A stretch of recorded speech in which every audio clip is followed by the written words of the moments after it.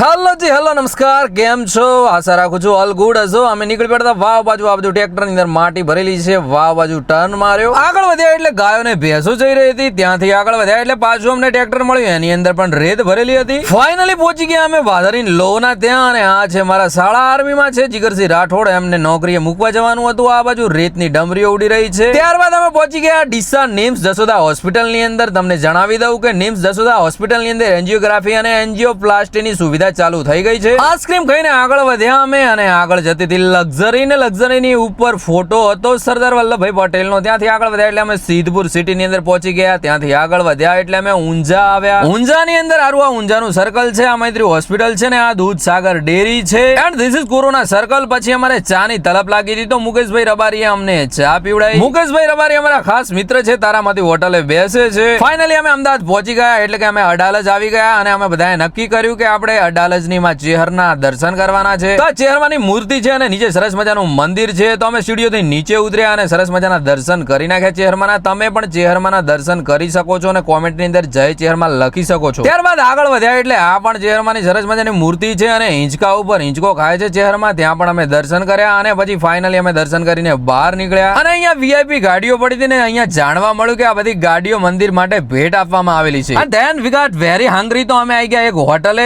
જમવા માટે. So finally અમે જમવાનો ઓર્ડર કરી નાખ્યો. તો અમારા માટે આવી ગઈ હતી દાળ બાટી અને શાક રોટલી. તો અમે હળવું ભોજન લઈ લીધું. ત્યારબાદ અમે નીકળી પડ્યા એરપોર્ટ માટે. અને ખબર નહીં પણ કેમ આખા અમદાવાદ ની અંદર આ લેડીના પોસ્ટર લાગેલા હતા. So finally we reach the airport. તો એરપોર્ટ પહોંચી અને ટર્મિનલ 2 ઉપર આવી ગયા, અને અમને જાણવા મળ્યું કે અમારે ટર્મિનલ 1 ઉપર જવાનું છે. એન્ડ ફ્લાઇટ પણ 1 કલાક લેટ હતી. એરપોર્ટ બહાર એસી નથી, ગરમી હતી. જીગરને કીધું તું અંદર જઈને બેસ, અને બાય બાય કર્યું. એરપોર્ટ સ્ટાફ ની અંદર પણ બહુ બધા ફોલોવર હતા, અને ફોટો વિડીયો નું કામ પતાવી અને અમે ઘર બાજુ આગળ વધ્યા. સો વિડીયો પસંદ આવે તો લાઈક કરો, શેર કરો અને ફોલો કરો.